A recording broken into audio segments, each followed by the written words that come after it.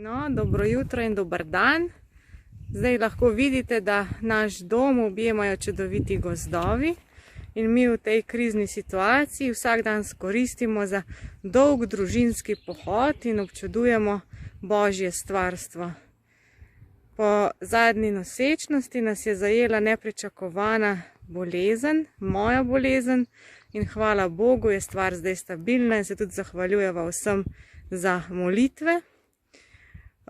Zdaj vam bomo pa še pokazali naše lepe gozdove in kje hodimo in se Bogu res vsak dan zahvalimo za ptičje petje, za čmrle, za cvetoče borovnice, za zadnje pomladanske cvetlice, za čudovite razglede, sploh pa da imamo drug drugega, da so nama podarjeni 3 čudoviti otroci in da smo zaenkrat tudi še vsi zdravi.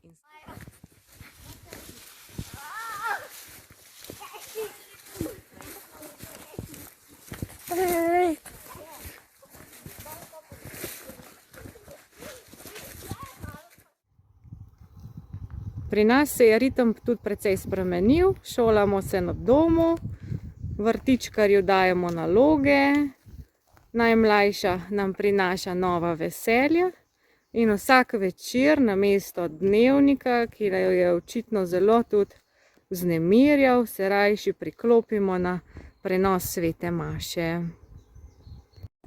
Takole, no, v zadnji preizkušnji sva se tudi naučila spet vzeti vsak stotinko za Boga, ob prebiranju Božje besede, ob molitvi na skrivnem v svoji sobi, kot piše v Svetem pismu.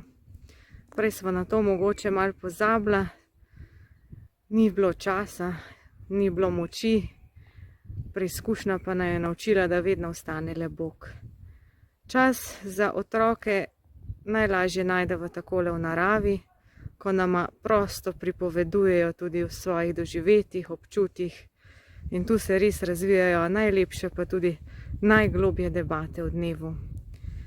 Stotinka za naju, ta pa ponavadi pride na vrsto šele zvečer, ko otroci zaspijo in lahko sama se posvetiva drug drugemu.